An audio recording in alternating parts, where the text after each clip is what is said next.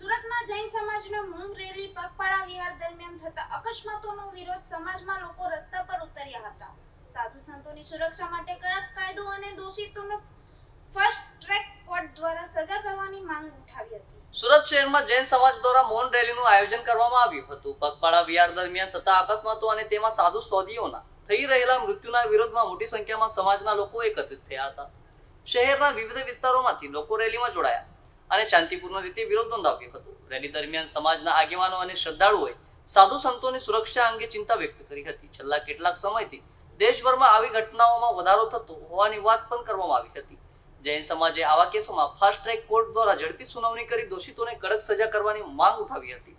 સાથે જ સાધુ સ્વાધીઓની સુરક્ષા માટે ખાસ કાયદો બનાવવાની માંગ પણ કરવામાં આવી હતી। રેલી દરમિયાન લોકો હાથમાં બેનરો લઈ સૂત્રો સાથે શિસ્તબદ્ધ રીતે આગળ વધ્યા હતા। समग्र कार्यक्रम शांतिपूर्ण और भक्तिमय माहौल में पूर्ण थयो हतो। मेरा नाम बीना जैन है और सभी को सादर जय जिनेंद्र। आज ये मौन रैली हमारे निकाली है। 2 साधुओं की हमारा देह गमन हुआ है, उसके आक्रोश के अंदर हम लोगों ने ये मौन रैली निकाली है। हमारा जैन धर्म का एक ही संदेश है, जियो और जीने दो। और उसके अंदर हमारे साधुओं की जो हत्या होती है, ऐसे निर्मम हत्या जो होती है, वो हम लोग बिल्कुल भी सहन नहीं करेंगे। और हमको यही है कि हमारे साधु है, हमारे जैन धर्म के प्रति हमको सपोर्ट मिले, सुरक्षा मिले, इसी के लिए हम लोग ने आज ये मौन रैली निकाली। आज सवारे समस्त सकल जैन समाजना माध्यमथी 8:30 कलाके सरगम शॉपिंग सेंटर थी एक विशाल मौन रेलीનું આયોજન કરવામાં આવ્યું હતું। માંગ અમારી એટલી જ છે કે જેટલા પણ અમારા ધર્મગુરુઓ સાધુ સાધ્વીજી ભગવંતો અત્યારે પગપાળા ચાલી રહ્યા છે તેમને એક્સિડન્ટના માધ્યમથી હત્યા કરવામાં આવી રહી છે। 20 તારીખે પણ બે સાધ્વીજી ભગવંતોની હત્યા થઈ છે। ગઈકાલે પણ ચોટીલા નજીક એક સાધુ ભગવંતની હત્યા થઈ છે।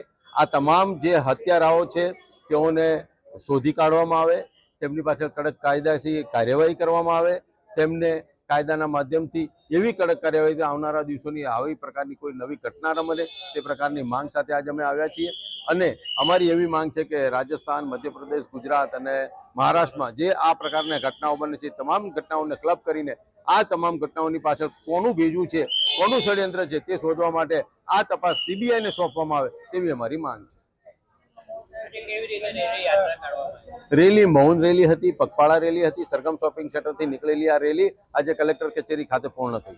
मैं जैन समाज से हूँ और मैं सबको यही संदेश देना चाहती हूँ पूरे भारत को कि अहिंसा परमो धर्म, धर्म की रक्षा की जाए। हम जैन साधु साधियों के सब जो निर्मम अत्याचार अन्याय हो रहा है उसके खिलाफ आवाज़ उठाई जानी चाहिए।